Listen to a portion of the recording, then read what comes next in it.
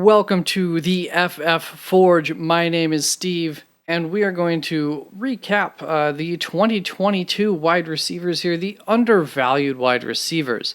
What you are seeing on the screen here is my EV chart, and I went through a very thorough explanation and defense, I suppose you could say, of my EV equalized value system. You can check out the overvalued wide receivers video for that, and every video for every position of these. I'm just going to direct you to there because it is a thorough explanation and it does take some time to go through. Very quickly, I guess, it is a system developed to essentially rate the guys more so on consistency and how many games they're going to be helping you win against other wide receivers compared to being a little bit inflated from some of the more boom games that players may have.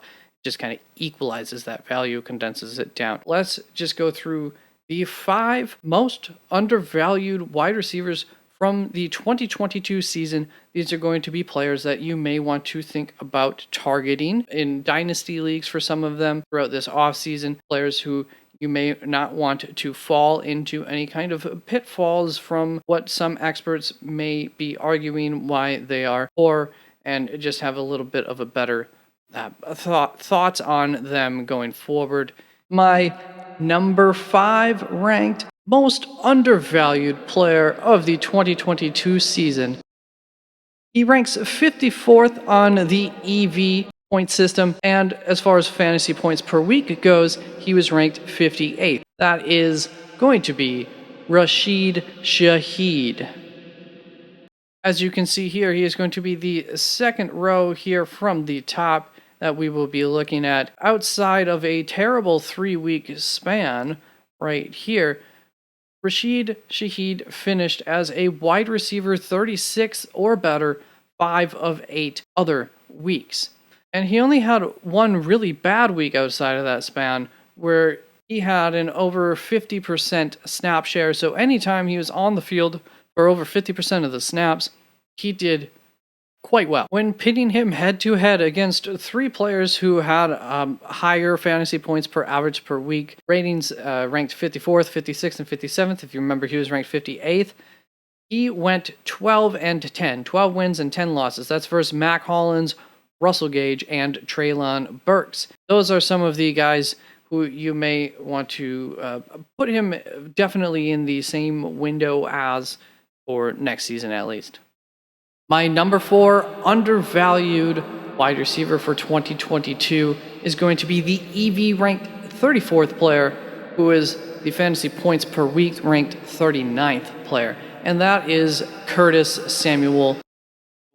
Once again, you will see him here as the second guy down. As a reminder, these are the fantasy points that were scored each week of the 2022 season. And throughout the season, he had one top 36 or better game, one top 30 or better game. Just let you know, when it's or better, that means 36 or 33rd, or for the top 30, it would be 30th or 27th. I don't have enough colors to really make a difference between those two, but like the quarterbacks and the tight ends are easier to track. That's for the reason for the or better. It could be even a little bit better than what I'm saying.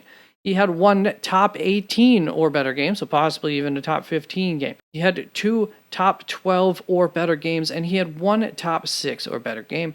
No number 1 wide receiver type games.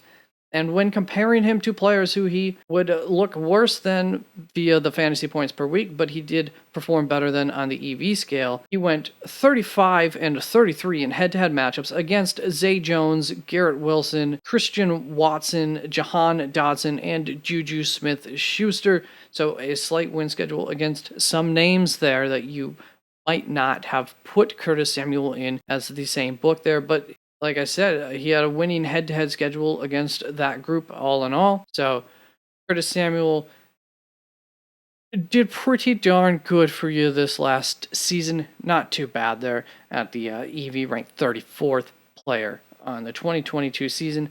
Now let's move on to my 3rd undervalued wide receiver, and he is the EV ranked 19th player, the average fantasy points per week ranked 25th player, and that is going to be Terry McLaurin.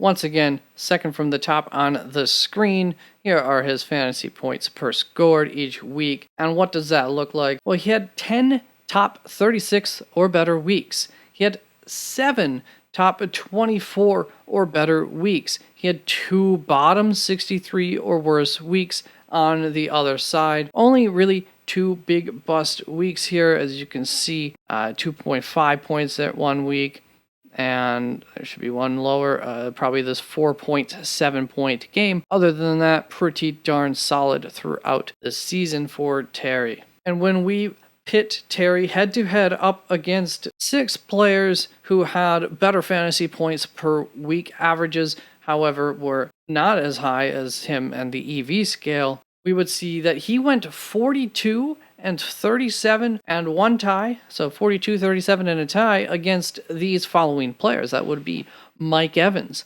Mike Williams, Christian Kirk, Brandon Ayuk, Marquise Brown, and DK Metcalf. Now, when you think of it like this is pretty impressive. Mike Evans was the 13th ranked fantasy points per week player. Terry McLaurin is the 25th ranked fantasy per week's player.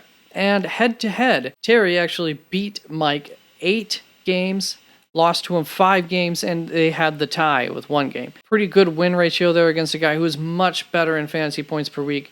And that is why Terry was so valuable to your team this season. He was able to punch up really well thanks to some solid consistency there in the top 36 as a wide receiver 3 or better. At 7 of those 10 games where he finished like that were actually top 24, top 18 type games or better. Very, very good year for Terry McLaurin despite all of those quarterback woes. Don't underestimate the value that he had just because he didn't have any huge boom weeks that really pushed up his fantasy point per week average. My number 2 undervalued wide receiver of the 2022 season. He is the EV ranked number 12th player, but the average fantasy points per week ranked number 17th player. It is going to be Chris Godwin.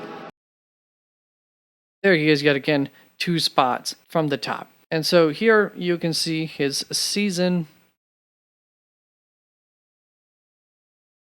So again, as you see, the EV 12, average fantasy points per week, 17. The thing about Chris Godwin is he had a very consistent season. He only had 1 week where he was the wide receiver 57 or worse.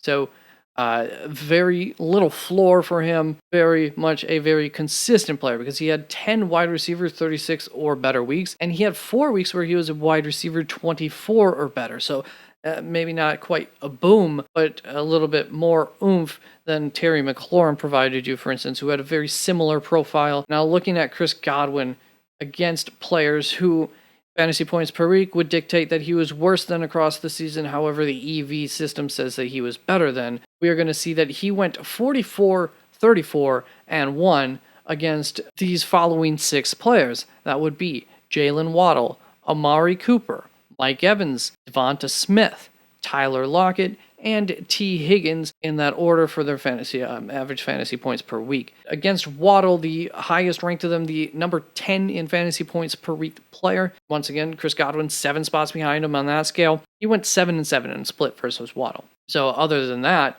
he would have had 10 more victories than losses against Amari Cooper, Mike Evans, Devonta Smith, Tyler Lockett, T. Higgins. T. Higgins ranked 16th for fantasy points per week, just under him. With that, I do have some honorable mentions before we get to the number 1 player. And those honorable mentions are going to be some of all the names who were 4 or more lower in the EV scale than the fantasy points per week scale. And some of these honorable mentions, all of them are Alan Lazard, who I think will be overlooked next season based on his performance, Brandon Cooks, Nico Collins, Deebo Samuel, and he would look even better, but he had, an injury game that definitely makes things look worse for him. Then Chris Olave, a rookie here, he's undervalued, so it'd be probably pretty tough to overvalue him, although people do love Chris Olave, so maybe he wasn't undervalued based on popular opinion. Then Cortland Sutton also had an injury game that really would have tanked his stuff, but still was an undervalued player according to EV. Donovan Peoples-Jones, Richie James, Darius Slayton, and a guy who just missed this list, but I felt should be mentioned. However, the experts will be on top of this one because of how his season went is going to be Deontay Johnson. Everybody's going to say, touchdown regression to the mean. He's going to have more touchdowns last season, so don't underrate him. So experts will be on top of that one. But even with the season that he had, he still, his consistency made up for the lack of boom from 0 touchdowns. Now, on to the number 1 undervalued player from the 2022 season, and that is going to be the EV ranked number 10th player. The average fantasy points per week ranked 19th player, and that is Keenan Allen. Now, if we were to look outside of the 2 weeks that Keenan Allen gets injured in, as you can see, 8.6 points, 2.1 there, I think those were the two. Yeah. So he gets injured quite early on in this comeback game, a game where you probably knew not to play him and wait it out. And unfortunately, this week would have hurt you, though, so I really shouldn't remove this week 1. But if we were to look outside of those, he went 7 of 7 games, so when he was healthy, all 7 games that he played, he was a top 36 or better wide receiver. In 3 of them, he was a top 12, top 9 player. In 1 of them, he was a top 15, top 18 player, and in another, he was a top 21, 24th player there.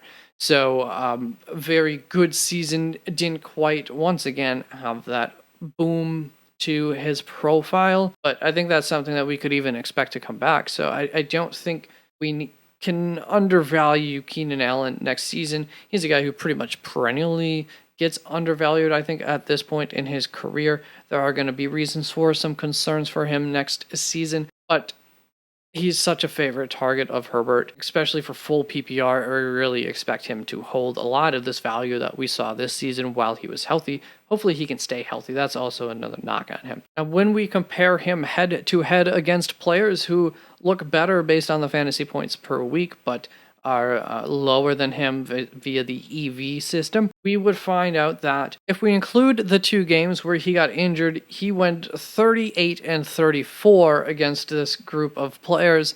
But if we were to remove those, he went 31 and 24. So even better, either way, he does have a winning head-to-head schedule against the likes of Amon-Ra St. Brown, Jalen Waddle, Amari Cooper, Mike Evans, Devonta Smith, Tyler Lockett, T. Higgins, Chris Godwin, Mike Williams. A lot of familiar names from some of the other recent players here. As far as Amon-Ra St. Brown, the number 9 ranked fantasy points per week player, remember Keenan Allen's 19, so 10 spots higher than him on that. Pretty significant difference there. He went 5 and 4 in head-to-head games against Amon-Ra. That is why I like this EV system. It's gonna tell you, hey, this guy might look great on paper, but ultimately the performances were uneven and may have caused for as much of a headache as not. And guys who cause you headaches sometimes don't get played in their big games because they're too inconsistent at some point. But either way, all those guys are good players, but Keenan Allen did really, really well against him. Once again, 31 and 24 if we were to take out those injury games, but still 38 and 34 with those 2 poor games that you can see on the screen. So those are the undervalued wide receivers of the 2022 season.